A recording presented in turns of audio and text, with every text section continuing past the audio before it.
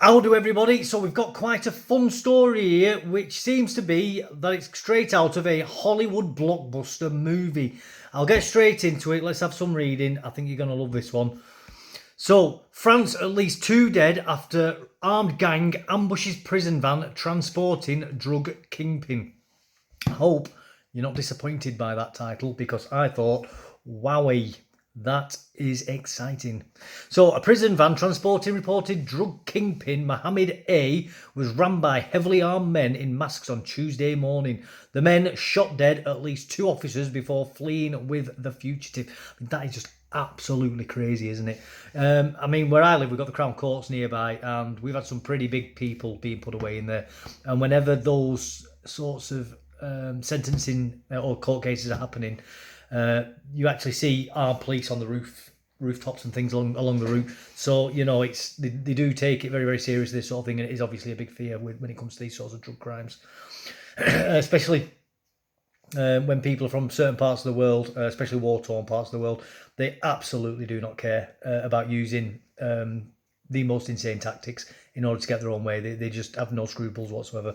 So anyway, at least 2 French prison officers have been shot dead after a convoy transporting a Muslim inmate was ambushed by armed men in masks who opened fire indiscriminately. I bet that was terrifying for anybody else who was on the road. Obviously for the people in their final moments who were driving the van, that must have been awful for them. But for even just for the people who were in the sort of vicinity of it as well. Terrible, terrible incident. The attack occurred shortly after 11 a.m. local time on the Inkerville toll booth in Ure. I don't know how to pronounce it. I'm not French. I don't speak French.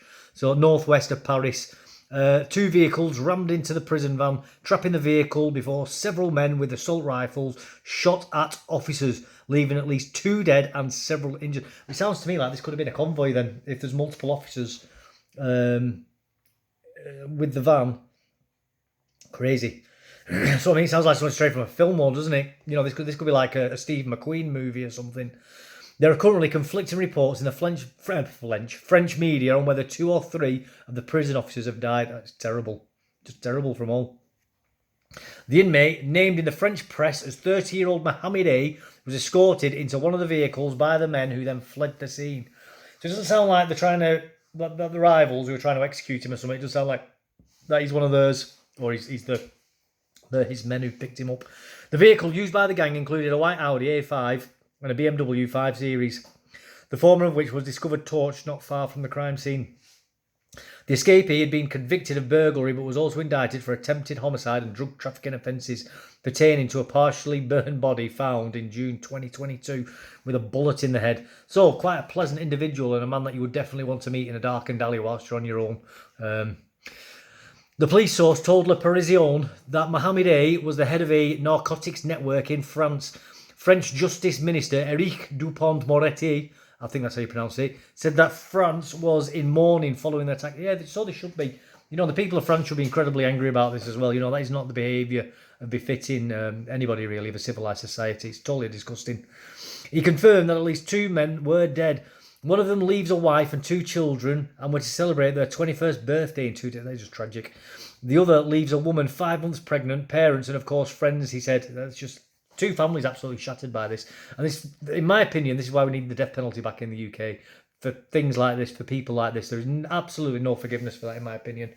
Totally, totally unforgivable. And really, a short drop with a swift stop is the only solution to these kinds of people. They've gone well beyond acceptable behaviour as far as I'm concerned. And France, okay, I'm not a citizen there, I've no right to vote there. You can tell me to stick it on my backside if you want, French people, but I think you guys should also reconsider the death penalty for people like this, because you should not accept your public servants being treated like that. They are doing a very, very thankless and dangerous job, which is important for a functioning society. And the least they deserve is the people who've killed them getting judged, having that arrangement met for them with our Lord and Saviour. But anyway, the nation stands alongside the families, the injured and their colleagues. Everything is being done to find the perpetrators of this crime so that justice can be done in the name of the French people, he added. Over 200 police officers have been mobilised to track down the fugitive and his accomplices, including police helicopters. The manhunt is ongoing. Very short story, very interesting. That was the first time I read it, by the way. I literally only saw the headline at the beginning. Very exciting, tragic as well, obviously for the families. I doubt very much if they will find these people. Obviously, Europe has freedom of movement. These gentlemen are obviously from the Islamic community. They're obviously from immigrant backgrounds. They have very close communities, very large communities as well in France, Belgium, Germany, all across, like into Netherlands and that. These guys could be border hopping very easily, hiding inside the Islamic ghettos there. And they could end up being back in, end up going back to Algeria or somewhere like that because, let's be honest, the Mediterranean now is basically an open porous border as well. There's hundreds of thousands of people crossing there every year. So the reality of it is that these men may never be seen again in Europe. They may very well end up in, I don't know, Morocco or Algeria or wherever wherever they want, and they'll be laughing their heads off. Still making lots of money because they'll still be involved in the drugs trade. I'm going to leave it at that. I'll put the link to this article below for you. Please do read it yourself, make your own mind up. There is a little bit of video footage on there. I've not shared it, obviously, on here. If you found that interesting, insightful, whatever, please do like, subscribe. Definitely put comments below. I love reading people's comments. It is my favourite part, and I love getting back to you as well. That is a highlight for me.